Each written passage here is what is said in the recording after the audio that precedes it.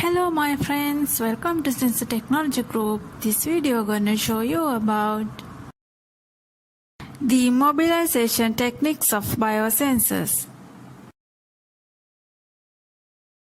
First of all, do you know what is a biosensor? Biosensor is a device that is used to convert biological reactions into measurable signals to detect, target, analyze. It consists of three main components, which are a sensitive bioreceptor, a transducer, and an output system. Biomolecules such as enzymes, DNAs, antibodies, and aptamers are usually immobilized directly on the transducer or on a support, which can then be attached to the transducer.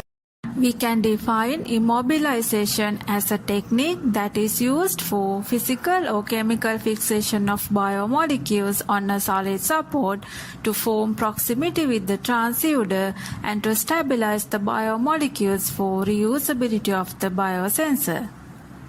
There are four types of immobilization techniques, namely adsorption, entrapment, covalent bonding, and cross-linking. The first method of immobilization is adsorption.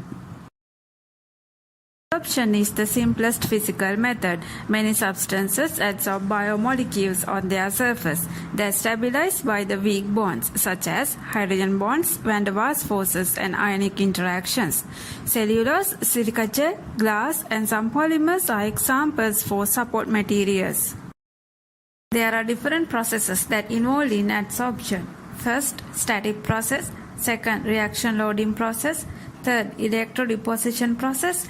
And fourth, dynamic batch process.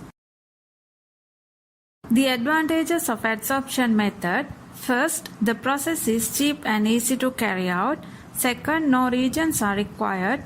The process is less disruptive to biomolecules compared to chemical method. And fourth, minimal activation steps are involved.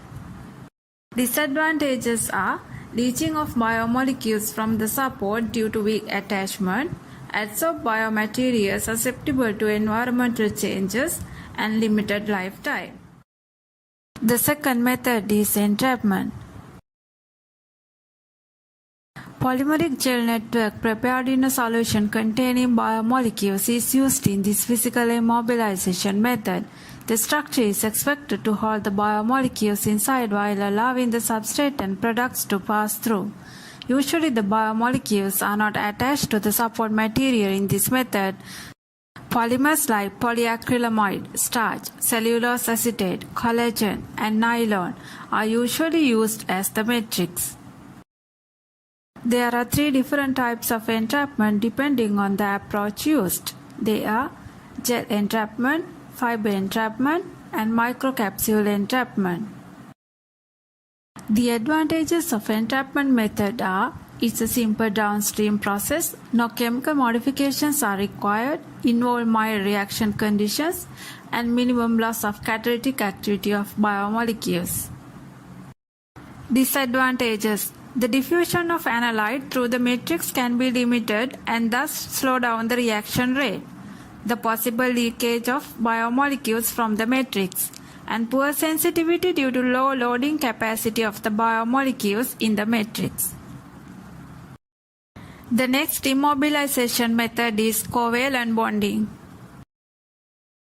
The formation of covalent bonds between the biomolecules and the support is the most widely used immobilization method, and the process is usually reversible because of the stable nature of the bonds.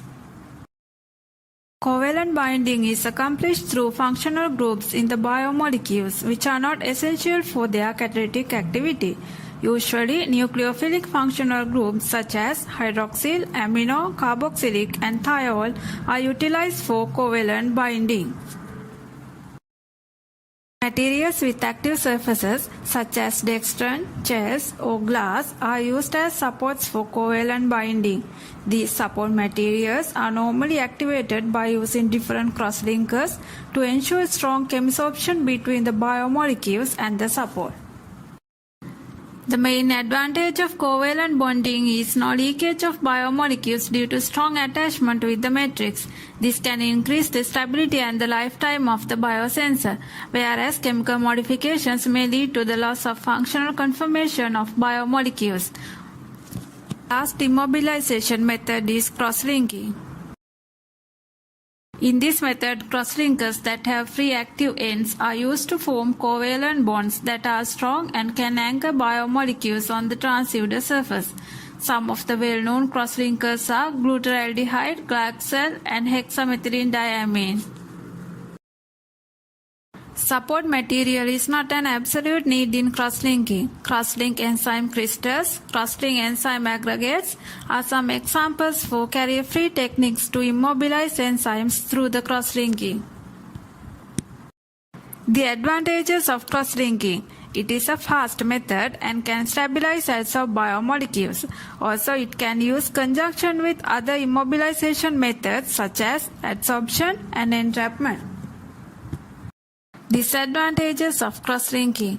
It is an expensive process, can cause damage to the biomolecules due to the formation of cross-links, and limits the diffusion of substrates.